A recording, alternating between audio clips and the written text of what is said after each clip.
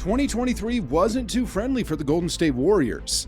I mean, Draymond and Poole started the year off with a bang, and to make things worse, it was recorded and leaked to the world.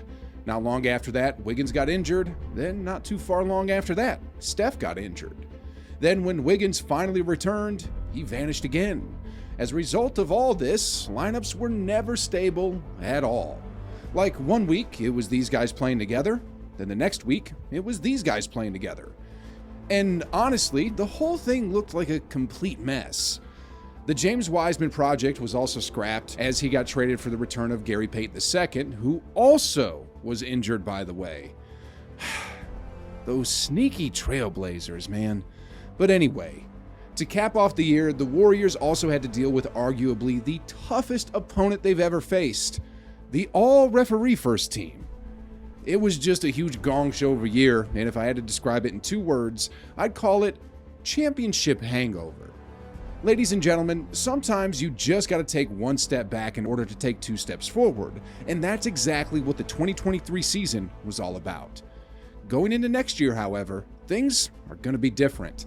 Trust me when I say that the NBA is scared of Steph Curry and the 2024 Golden State Warriors.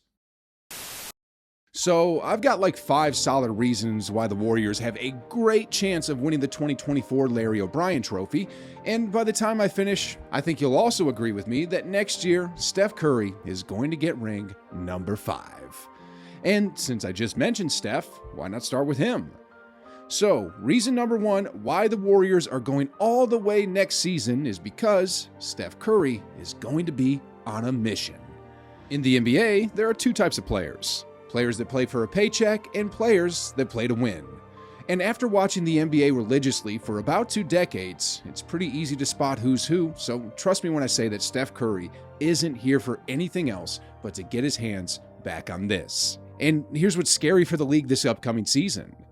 So, in 2023, the man they called the Chef just had arguably his 2nd best statistical season of his career. Yeah, that's right. In his 14th season in the league, Curry just had his 3rd highest scoring output at 29.4 points per game, while having his 3rd most efficient season of his career with an effective field goal percentage of 61.4%. That is just insane how he's only getting better and better as the years go by. And here's the scary truth of this.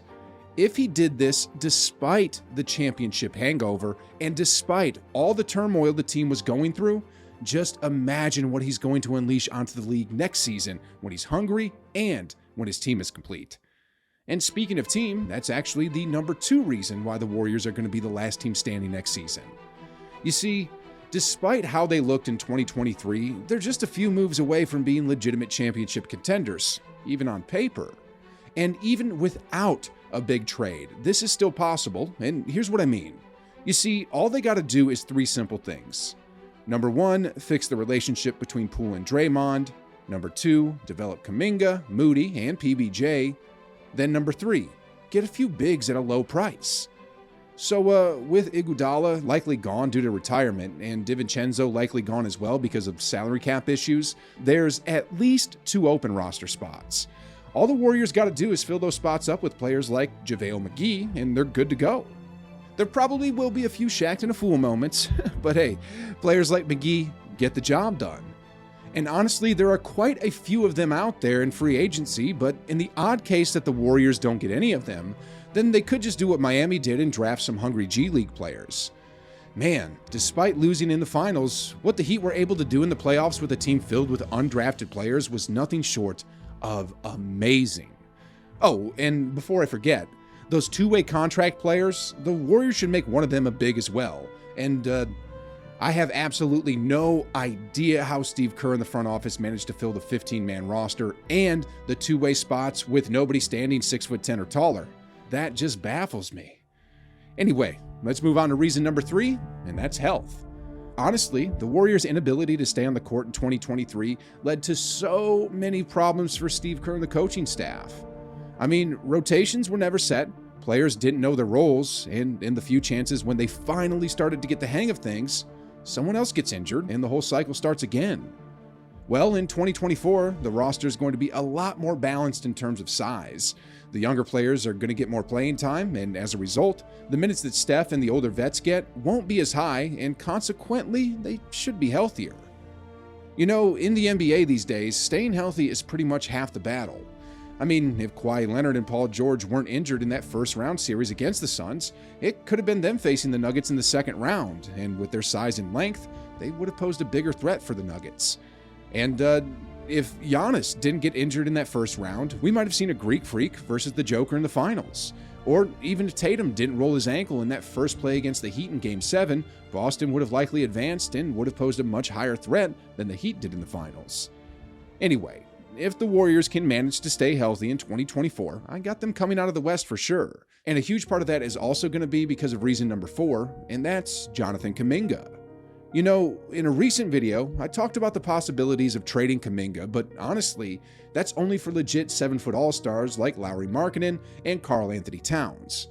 If the Warriors aren't able to make a trade like that and keeping Kuminga instead, well, then we're in for some fireworks. You see, Kuminga is about to enter his 3rd year in the league, and he's already taken a huge leap in his 2nd year when it comes to his game. I mean, just look at some of these numbers. 37% shooting from beyond the arc with an effective field goal percentage of 59%. Just for a quick reference to show you how elite that number is, LeBron James in his prime Miami days was known to be an efficiency king, and in 2014, he had his highest effective field goal percentage of his career at just 61%. I know Kuminga doesn't have the volume LeBron had, but hey, he was only in his 2nd year, and with an offseason to work on every area of his game, he's only going to get better in his 3rd year. Also, I'm absolutely certain Steve Kerr is going to play Kuminga more during the regular season next year, which will only make him better once the playoffs arrive. I don't know about you, but I'm stoked about seeing the improvements Kuminga is capable of making. Anyway, imagine this scenario. Steph Curry plays his usual MVP level. Jordan Poole plays to his 2022 playoff level. Draymond Green makes another all-defensive team. Klay Thompson shoots over 40% from 3. Looney continues being Looney. GP2 gets completely healthy. Wiggins also gets completely healthy. Ty Jerome becomes a low-volume 50-40-90 type of player. Then the Warriors add 3 bigs. Say Thomas Bryant, who didn't even play a full minute in Denver's championship run. Boogie Cousins, who's also looking for another chance in the NBA. And let's say they somehow acquire Jay Huff, a two-way player for the Washington Wizards who made the G League first team and who was also the G League Defensive Player of the Year. Imagine they had this team. Imagine they were healthy, and imagine their chemistry was on point. Sheesh, guys. Then this actually leads directly to reason number 5 why the Warriors are hosting the Larry O'Brien Trophy next year, and that's no one is beating this team. I know the Nuggets just won the championship, and I know Jokic and Murray just had some of the best two-man games since Shaq and Kobe. But if the Warriors roster comes to fruition, or some close variation of it, this team will be complete. I mean, the only criticism anyone ever had of the Warriors is their size. But if they get 3 bigs, then they'll literally have every position covered, from guards to wings to centers, and then at the very front leading this whole team is a hungry Steph Curry? Sheesh, guys, forget about it.